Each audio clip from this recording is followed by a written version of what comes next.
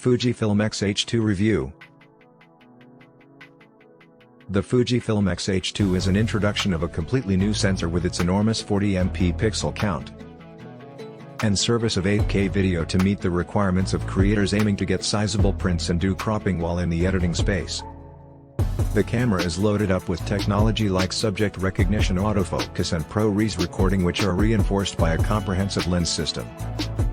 The X-H2 is really terrific, mainly for Fujifilm users, but it goes up against tough competition from other members in the X series as well as various other manufacturers similar to Canon's EOS R7.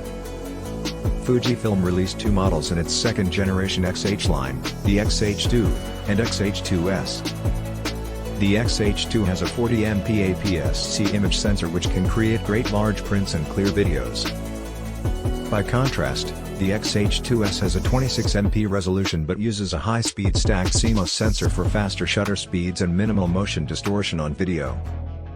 Aside from the sensor, the two cameras are completely identical. The only difference is that the X-H2S has an S emblazoned on its faceplate, which is absent in the X-H2. Content creators who have room for both models can switch between them without issue.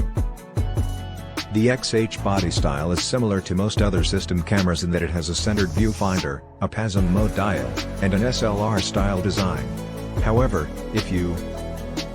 although the X-H2 is quite large for an APS-C mirrorless camera, measuring 3.7 by 5.4 by 3.3 inches and weighing 1.5 pounds, its deep hand grip makes the X-H2 is dust and splash proof, although Fuji doesn't provide an IP rating for the camera.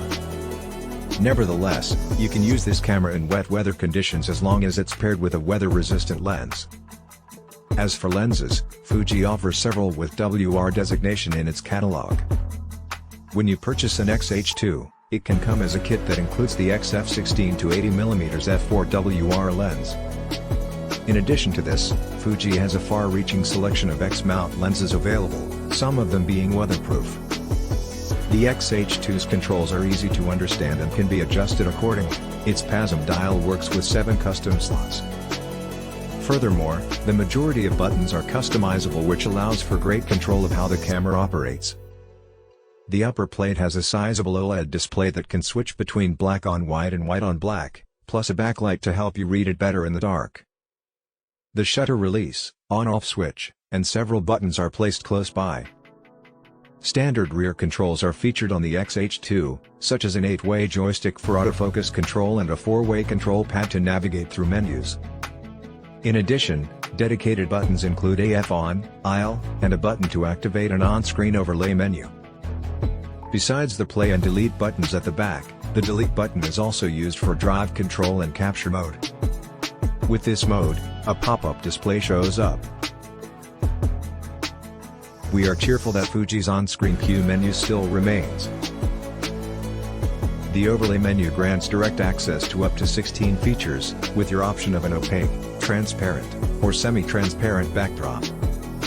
The menu is navigable either through touch or physical controls, and it can be tailored as desired. Additionally, Fuji divides the photo and video functions into separate menus, a delightful touch. The X-H2 offers optional grips. You can choose between the basic VGX-H grip for $399 or the FTX-H grip, with powerful Wi-Fi and Ethernet connection, at $999. Oversized cameras, like the Nikon Z9, aren't usually my cup of tea due to my medium-sized hands. However, with a vertical grip attached to it, the X-H2 isn't overly enormous. It will certainly create a bigger package, but it is worth it for its improved battery life, up to 1,760 shots in economy mode. My only slight quibble remains applicable to most cameras that take on added grips.